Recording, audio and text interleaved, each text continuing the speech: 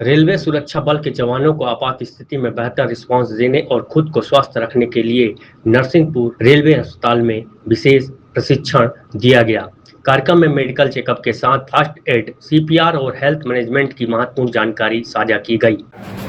सबसे इम्पोर्टेंट चीज़ है आप लोग रेल सुरक्षा बल से हैं, स्वागत है आप लोगों का। सभी प्रकार का जो परेशानी रहता है, चाहे चैन पुली की कंडीशन में या खुद के स्वास्थ्य में या पब्लिक डेली के समय, तो जो परेशानी रहता है बहुत ज़्यादा इंपॉर्टेंट रहता है, खास करके एक्सीडेंटल केस में। एक्सीडेंटल केस में जैसे मान लीजिए किसी के घर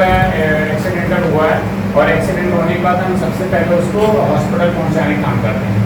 तो ये तो बहुत अच्छी काम है, पर कुछ मिसहैंडलिंग हो जाता है जिसकी वजह से पेशेंट को कॉम्प्लिकेशन आ सकता है। जो करेक्ट पॉइंट है उसमें बताते जाऊँगा।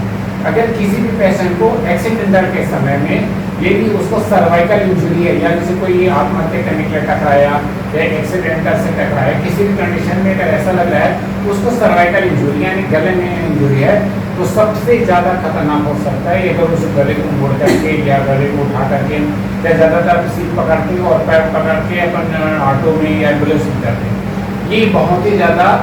रॉन्ग कंडीशन है, क्योंकि अगर सर्वाइकल इंजरी होता है तो गले की इंजरी में स्पाइनल कार्ड इंजरी होने से एक कंप्लीट पैरालाइज हो सकता है। नरसिंहपुर रेलवे हॉस्पिटल में आयोजित फर्स्ट एड एवं हेल्थ एजुकेशन ट्रेनिंग प्रोग्राम में रेलवे चिकित्सक डॉक्टर आर कुर्रे ने आरपीएफ कर्मचारियों का बीपी, शुगर, बीएमआई, आंख, नाक, कान, लंबाई और वजन सहित स्वास्थ्य परीक्षण किया।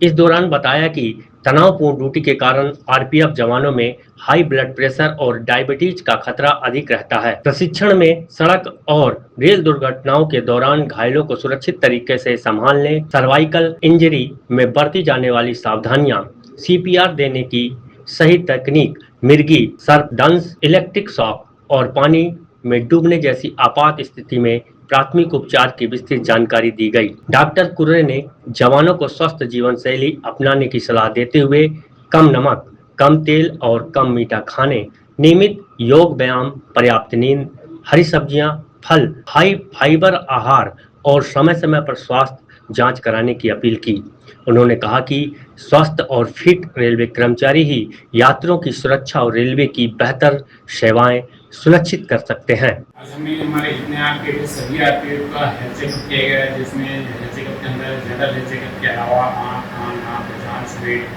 बीएमआई ये सारी जाँच किया गया। और उसके बाद हम उनको फर्स्ट एड का ट्रेनिंग दिए गए, जिसमें जोखिम के समय यानी एक्सीडेंटल के समय जैसे सर्वाइकल इंजरी हो गया है या हार्ट अटैक हो गया या कोई मेजर एक्सीडेंट हो गया, एक्सेसिव ब्लीडिंग हो गया, ऐसे बहुत जोखिम जो रहती है उसको किस तरीके से आपको मैनेज करना है,